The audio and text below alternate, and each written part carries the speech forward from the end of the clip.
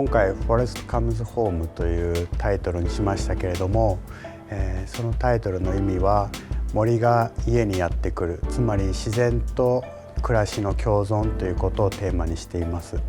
と同時にそのフォレストというのはフォーレスト、くつろぎがやってくるという同時の2つの意味を持って今回のテーマを作りました。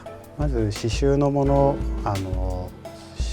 は森の中のイメージをテーマにしていまして、縦で使うとそれは木々の木立のような森のような表情をもたらしますし、それを横に使うと今度は木の間をすり抜ける風のようなイメージをもたらすようにデザインしました。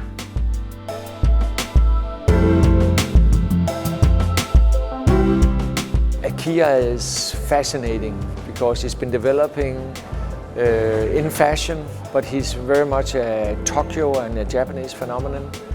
And he's rooted in the tradition with craft and also things you don't see anywhere else. Somehow we also became more active in his part of the world. So in a way he's been a part of our culture and we want more of him. Since we were founded in 1968, we actually been collaborating with artists, with designers. Codart was founded on experimentation. So this is what we've been doing ever since.